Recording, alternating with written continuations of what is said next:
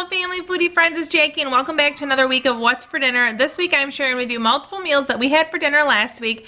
I'm also going to take something that I've made multiple times, butter chicken, and based on a friend's recommendation, I have made it vegetarian. And let me tell you, it's amazing. I cannot wait to share that with you guys. I also got a brand new kitchen tool and I'm excited for you to see what I made with it. It's an American favorite and this tool has changed the game for me. Let's check it out.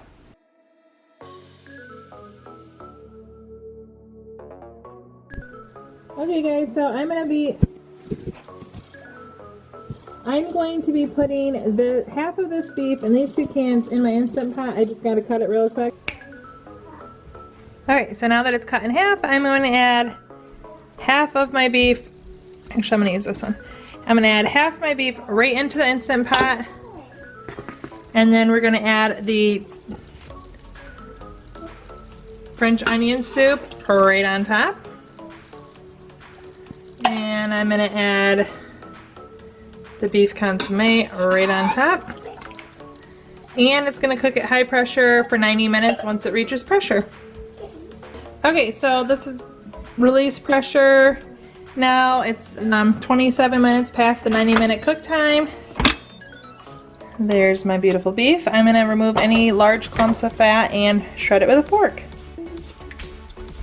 I usually do this with two hands, but I'm filming with one, so you're getting my not so easy version.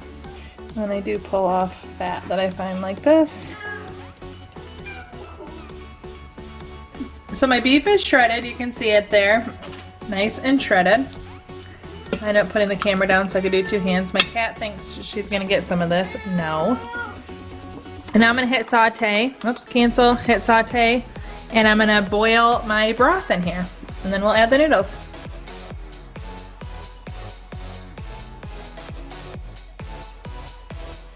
Once it's boiling, Cal will dump in these Amish egg noodles from the Essenhaus, our favorite. And while we're waiting for this to boil, I will use my favorite Instant Pot accessory, the lid. Cal, how's that smell? Okay, we're gonna add these noodles because the broth is now boiling. Ready? You gotta be careful, it's hot, buddy. Gotta make sure the broth is covering the noodles.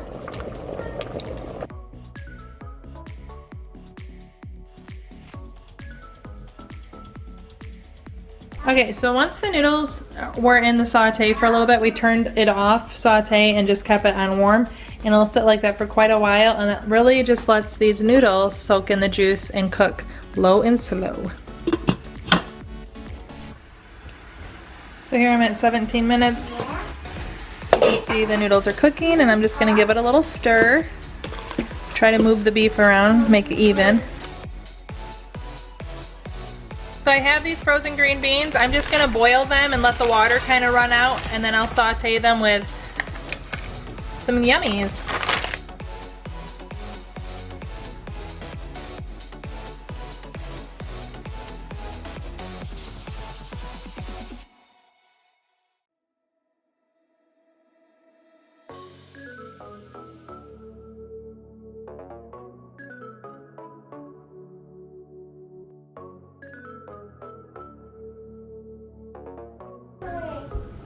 Hot.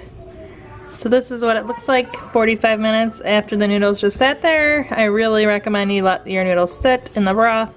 Greens, beans, freshly done. And literally one of my favorite dinners, and friends like it when I make it for them too.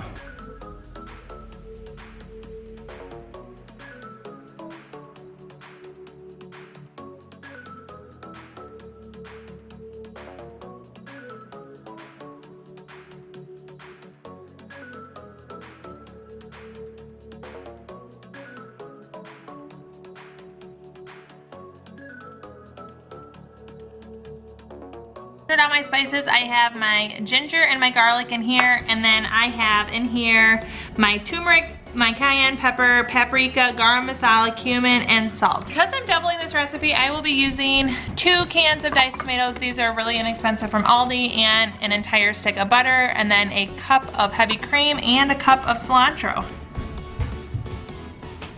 3 cups water, 3 cups rice.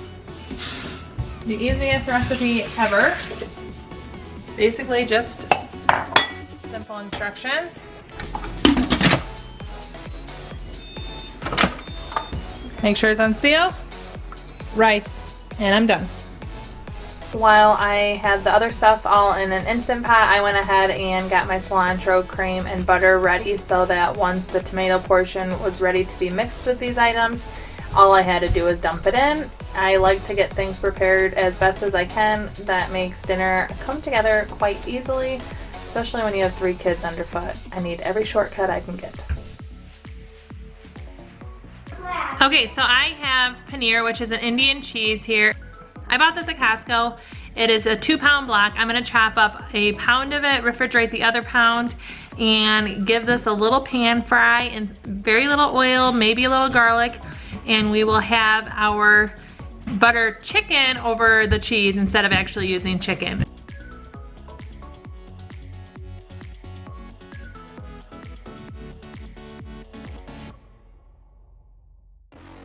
This cheese doesn't have much flavor, but I think it'll be a great canvas to put the sauce on.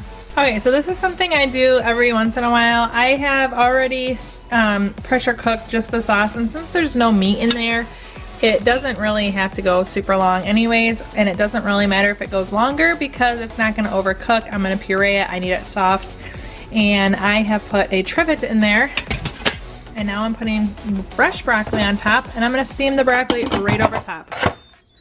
You just hit steam. 4 minutes, quick.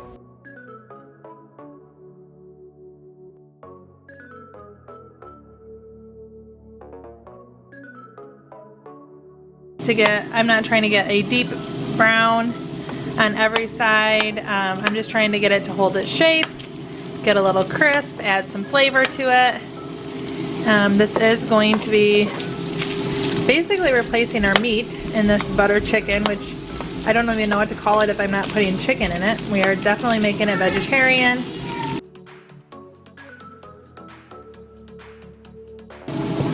And I'm going to put a lid on to protect it from my cats. And I'm just turning off the heat. It'll stay nice and warm. I'm using my electric skillet, 2 Instant Pots, and an air fryer today. Go me. Okay, so you can see my broccoli is done. It's coming out. I'm gonna just set that on the stove for a moment. Gonna get my trivet out. It is a little warm. I'm gonna go ahead and use my immersion blender. And I'm gonna add, if you remember, I already prepped my butter, cilantro, and cream. I'm gonna add that right to the sauce and let it melt a little bit. There's a lot of cilantro, butter, and cream in these. This is a double sauce recipe because I love it that much. Okay, so you can see my butter's melting, my cream is integrating. This smells so heavenly. If you guys have never made butter chicken sauce, I implore you, find garam masala. The rest of the ingredients should be at any supermarket, and garam masala might be too. I just had to go to kind of a specialty store to find it. That might not be the case for you, I guess, depending on the population of where you live.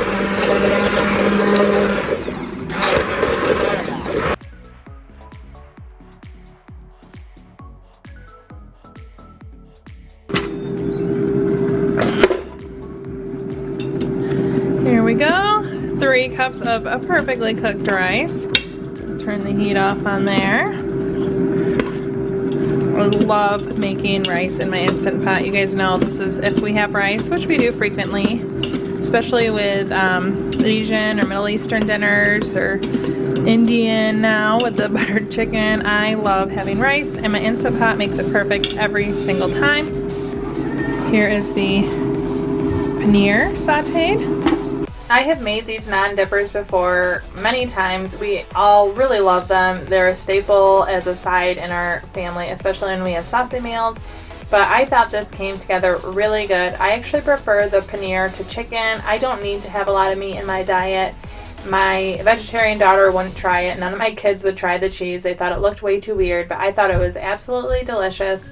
My husband thought it was good, but he said he'd pick chicken over the paneer, but it's not because he didn't like it. So I definitely think this is worth a try, especially if you're making a vegetarian version. And it was kind of squeaky cheese, and if you like cheese curds, I bet you'd like this.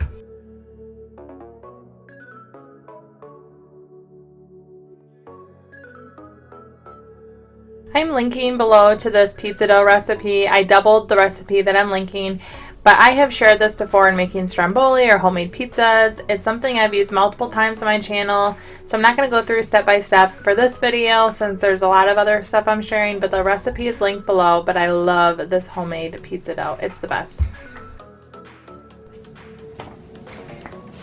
Okay, so my dough has been sitting just over an hour, and I'm going to portion it and make individual calzones here.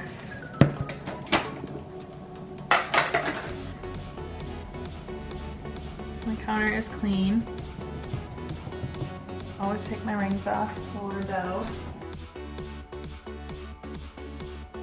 So if you watch my channel at all regularly, you know by now that we love to have customized dinners because my family likes things vastly different. I have a vegetarian daughter. I love every topping known to man, and my husband is pretty darn plain. So having something like calzones where I can make them 5 different ways really works well. I especially loved putting artichokes. You'll see that in a few minutes on mine. Here I am pinching the crust together, and then you do an egg wash on both sides. It helps it stick together. It's kind of like a natural glue, and it works really well. Just one egg beaten together and used to coat the crust. It gives it a nice sheen and a high gloss. Am I describing a picture or food? I don't know. There's the artichoke salad that I loved. I put the peppers, the olives, and the artichoke on mine. It was a vegetarian and oh so delicious.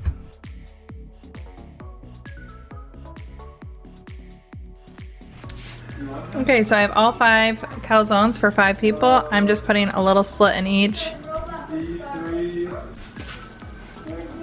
Gonna sprinkle it with some Parmesan cheese. And then I will be putting butter on when they come out with a little seasoning in it.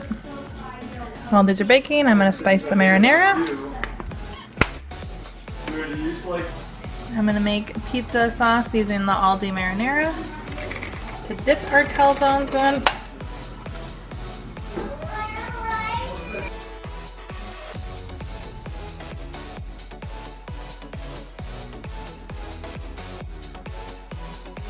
Stir it up, keep it low and simmer it so that it's just warm when the calzones are done.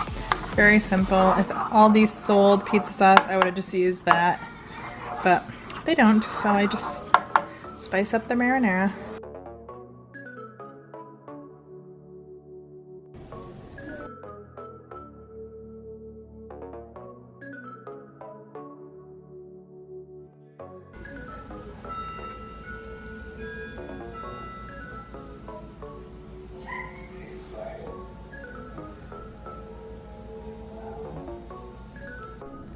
And I made 2 with the extra dough to have for dinner tomorrow when my husband and daughters go to the father-daughter dance. My son and I will be set.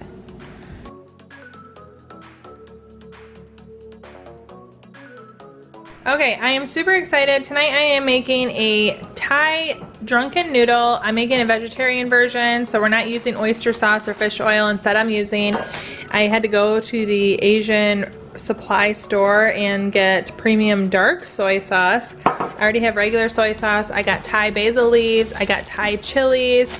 I'm also using peppers and onions, and then adding in some carrots.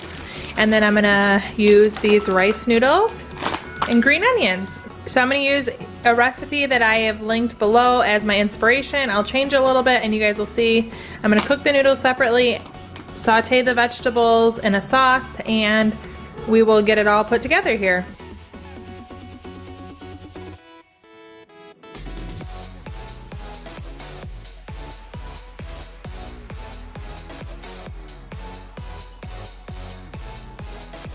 There was an ingredient in the sauce I couldn't find, and instead of using coconut sugar and that ingredient, I ended up using a little bit of hoisin and honey. So I did vary the sauce a little bit, but I'm sure that following the recipe exactly would be good. Otherwise, all of these flavors play really well together, and you're not going to be wrong adding a little bit here and there of something different.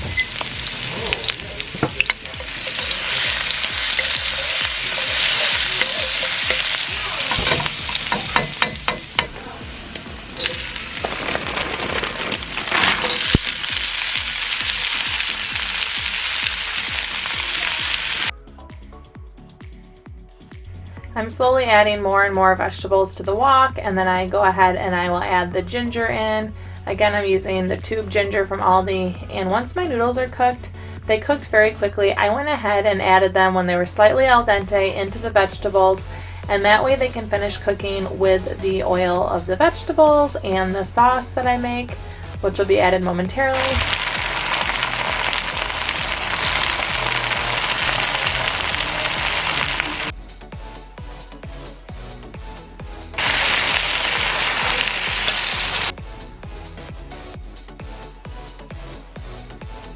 The final pieces to be added were the Thai basil and the green onion. And you guys, this Thai basil makes the dish. Without it, it would be edible, but the Thai basil is amazing, and it brings everything together, and it gives it a signature flavor that we found even in the restaurant version of Drunken Noodles, and it's amazing. I did have a little problem with my rice noodles sticking together, so I'll have to watch those better next time. But I thought this dinner was super good. It definitely is something that I will be making more. The only bad thing is, and I was very disappointed about this, my vegetarian daughter barely took a bite. She was in a very sour mood, so I think that played into her unwillingness to try this. But overall, it was a very good dinner. And I did want to mention, I tripled the sauce amounts from the recipe because I used a larger package of noodles and I added the carrots in. So because I had more vegetables and noodle, I did make way more sauce.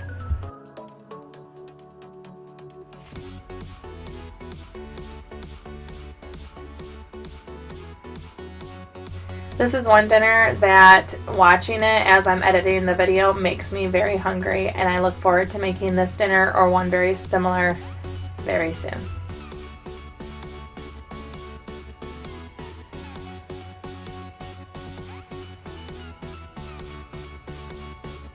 So I'm using a brand new kitchen gadget. I'm super excited because I love making homemade fries, but the worst part is making fries that are not the same size and shape and getting some large that take longer to cook than smaller ones, and the time it takes to cut the potatoes to begin with. You put a potato here, super easy, and I love it. So I'm gonna share it with you guys today. I'm making homemade French fries for our hot dogs. I always wash my potato with this veggie and fruit cloth from Norwex. However you wash your potatoes would work, but I keep the skins on.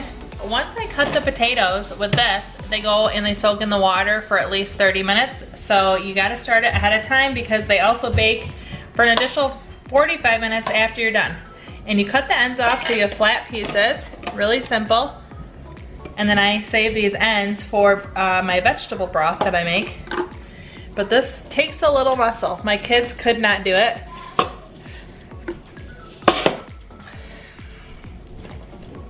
And perfect French fries.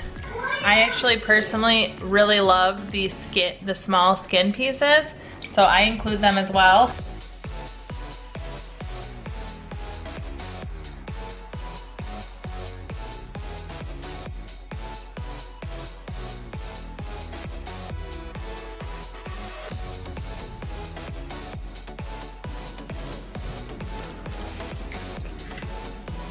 I don't normally cut up pickles for hot dogs, but these sounded so good. And I thought they'd be good on top of the hot dogs.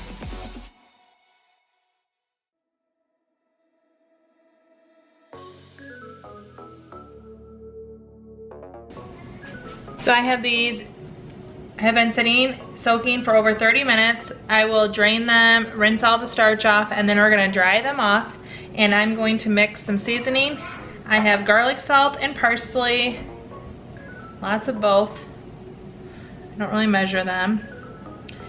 I have minced garlic here, again, not measuring it.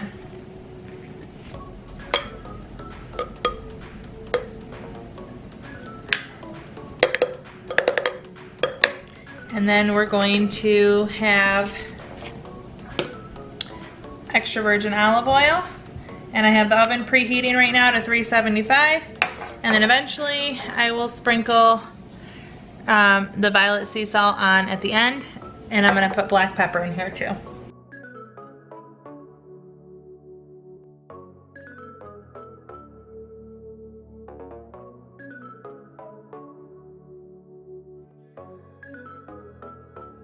So while I am getting these potatoes dried and seasoned and oiled, I thought it would be fun to share with you guys a hot dog story. So when I was first pregnant, I heard that you were not supposed to eat hot dogs, and I was super disappointed. And years after I had my oldest daughter, I found notes from my first appointment with my midwife, and the number one question I asked was, how many hot dogs can I eat this summer? Or something similar to that. And I was very embarrassed when I found that note, but it wasn't a joke. I really probably asked the midwife if I could eat hot dogs and what amount I could, because I love grilling. I love going to cookouts. I love going to baseball games and getting hot dogs. I just love hot dogs. And we don't make them all the time at home, but you better believe I'm super stoked when we do. And no one in my family complains when we have hot dogs. That's another bonus. So I put these in the oven for 20 minutes at 375, and then I flip them and cook them for another 20 to 25 minutes. You can go a little less than that if you don't want them crispy, but I like to have them mostly crispy but still a little soft. I like to line with parchment paper because it allows them to still get crispy without putting all of the oil and spices directly on the pan.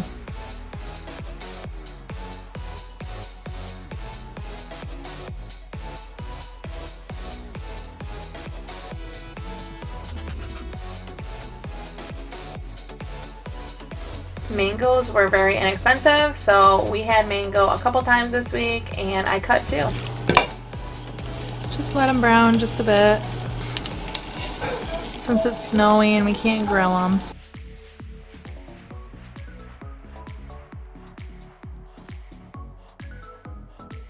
And if you are curious, we did eat all 8 potatoes worth of fries. We all love them.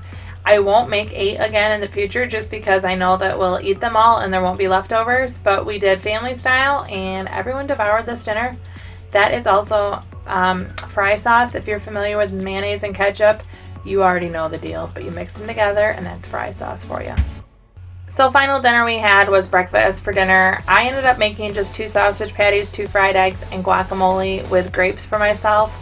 But my husband made strawberry rhubarb pancakes for everyone else. I was just trying to eat a little better. If you enjoyed that video, make sure you subscribe. I do What's for Dinners every single week, and I also share my weekly grocery hauls with you guys, and every once in a while I get to participate in some sort of a fun collaboration, or I do some holiday fun things here and there. So make sure you stay tuned. I would love to have you join me as a subscriber. Thank you so much for watching. Ciao down and ciao.